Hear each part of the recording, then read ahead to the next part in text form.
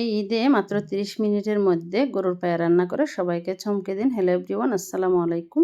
আজ আমি আপনাদের সাথে শেয়ার করব গরুর পায়া রান্নার সহজ রেসিপি।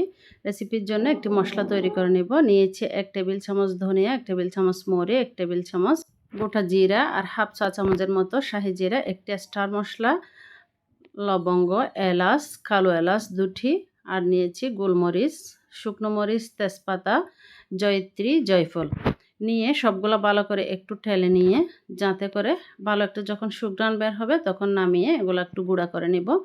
এখানে আমি নিয়ে নিয়েছি গরুর পায়া, গোলা ভালো করে ধুয়ে পরিষ্কার করে নিয়েছি। এই গরুর পায়াটা কিন্তু বেশ বড় একটি গরুর পায়া, তো আমি ভালো করে ধুয়ে নিয়েছি। এখানে আমি নিয়ে নিয়েছি প্রেশার কুকার। প্রেশার কুকারের মধ্যে এই পায়াগুলো সবগুলা দিয়ে দিব। এখন আমি এখানে দিয়ে দিব বড় সাইজের 2টো পেঁয়াজ, আর দিয়ে দিব একটি টমেটো কুচি, আর দিয়ে দিব নারিকেল বাটা। তো আপনারা এখানে চেষ্টা করবেন নারিকেল বাটাটা ব্যবহার করার জন্য।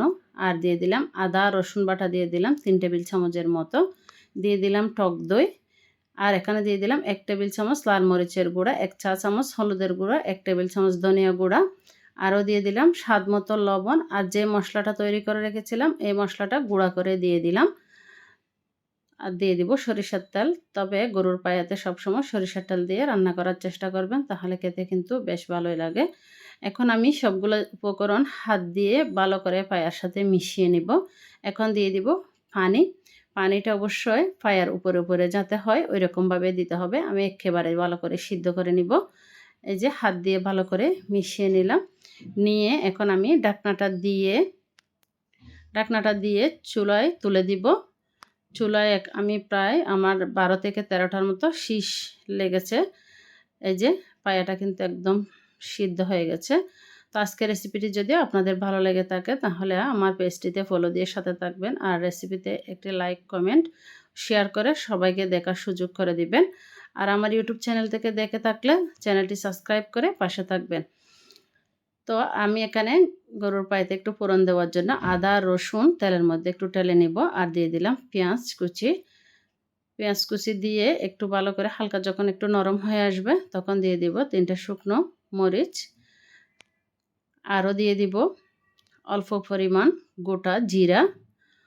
এই জিনিসটা দিলে ভালো একটা ফ্লেভার বের হয়। আর দিয়ে দিলাম 1 চা চামচের মতো মরিচের গুঁড়া আর হাফ চা চামচের মতো হলুদের গুঁড়া। এই হলুদের গুঁড়া আর মরিচের গুঁড়াটা দিলে সুন্দর একটা কালার আসে, তার জন্য দেওয়া। আমি মশলাটা যাতে পুড়ে না যায় তার জন্য একটু পানি দিয়ে দিলাম। এখন আমি গরুর পায়া রান্না করা পায়াগুলো এখানে দিয়ে দিব। এভাবে করে পায়া রান্না করলে অনেকটা সময়ও কম লাগে আর খেতেও কিন্তু বেশ ভালোই লাগে। তো আপনারা এভাবে করে চাইলে এই ঈদে পায়াটা খুব সহজে রান্না করে নিতে পারেন। আমার মনে হয় আমার 30 মিনিট সময় আরও লাগেই নাই। সব কিছু মিলাই 30 মিনিটের মধ্যে কিন্তু এই রান্নাটা আমার কমপ্লিট হয়ে গেছে। তো আপনারা চাইলে এভাবে করে খুব সহজে গরুর পায়া বাসায় কিন্তু তৈরি করে নিতে পারেন। যে আমি সবগুলো পায়া এখানে দিয়ে ভালো করে একটু সিদ্ধ করে নিব।